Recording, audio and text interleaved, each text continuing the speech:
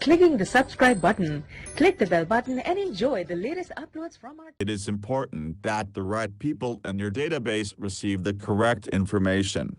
This is where segmentation comes into play. Segmentation allows you to separate your list of subscribers to help send more targeted messages. Here are some of the different types of segments. You can segment people based on the email list that they're on. So, depending on what someone signs up for or what someone purchases, they will be on a separate email list. You can also segment based on clicks and opens. So, if a particular amount of people have clicked a certain link, then you can send them a specific message. Similarly, if a particular amount of people have opened a certain email, then you can segment those people and send a direct message. You can also segment based on IP addresses and tags. For example, if you had a webinar and you wanted to tag people who registered for that webinar, then you can do that also. You can also segment people based on purchases, specific purchases that they have made. There may be people in your list that are more engaged than others. This is where segmentation is really important.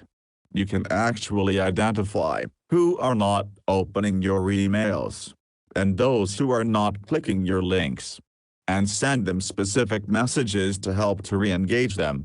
So, some of the benefits to segmentation include re-engaging with your prospects, cleaning your list, sending targeted campaigns, and targeting your most engaged prospects.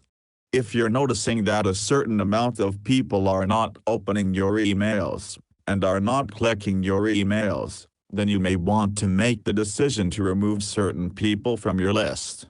This helps to keep your list clean. A clean list makes sure that you're sending marketing messages to the people who are most likely to be engaged. I want to give you an example of how I can use segmentation using my email list provider, Aweber.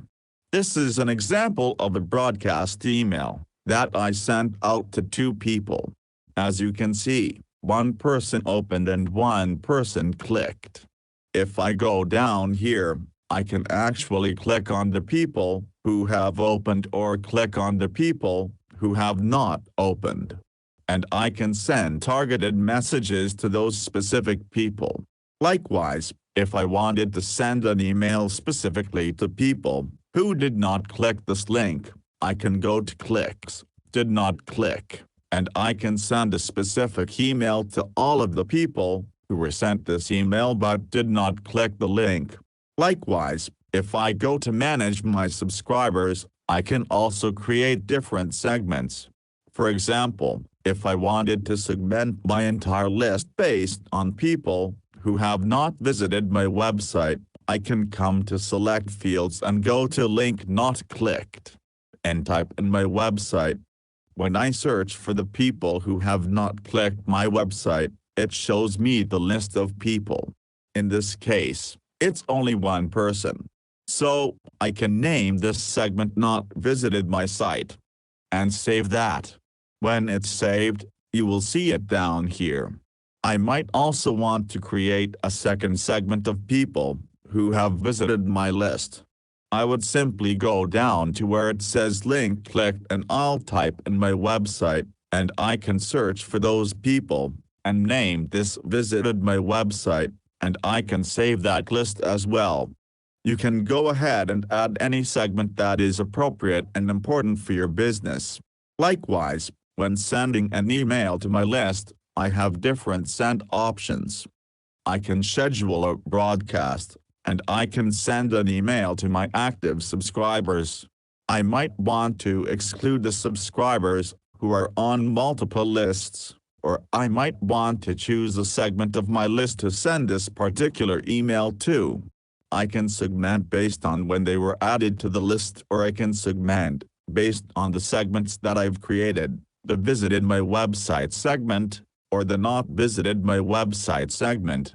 If you have not made use of segmentation in your email list, I strongly suggest that you create the ones that are most applicable for your particular campaign. because segmentation is a great way of engaging with your subscribers. It is important to ensure that your drip campaign is doing what it is set up to do. We will speak about different metrics that I use to measure how effective your drip campaign is, and what you can do to optimize your campaign for future results. Firstly, your open rates. Your open rate is a percentage of how many people are actually opening your emails. Secondly, you have your click-through rates. This is a percentage of how many people are clicking the links within your emails. You can also track your sales within your emails. Most automation softwares allow you to track how well any particular email has converted into sales. I want to give you an example by showing you some of my metrics in a Weber. This is one of my drip campaigns. As you can see, on the right-hand side, it shows you a percentage of how many people have opened any specific email. If I scroll down all the way to my email number 4, I notice that this has a rather lower percentage than some of my other emails. You're going to want to do this as well, and identify any anomalies within your drip campaign. Perhaps there is something you can change in the title that will help you to increase your open rates. You can do this for your click-through rates as well. If you're noticing that one email is not getting as many clicks as your other emails, you can make necessary changes. I want to show you how I track my reports. So, in a Weber, when I go to my Reports tab, I can track my opens, I can track my clicks, and I can also track my revenue over time. As you can see, it shows me how many people are opening my emails in specific months. I may notice that more people open my emails in January than they do in February. This is really useful information, because I may want to run a promotion during the months where I get the best opens and get the best clicks. Down here you will see follow-up as well as broadcasts. My follow-ups are the emails that I sent automatically as part of my drip campaigns, and my broadcasts are emails that I send out independently for my drip campaign. If I go over and click on clicks over time, it shows me very similar graphs to my opens.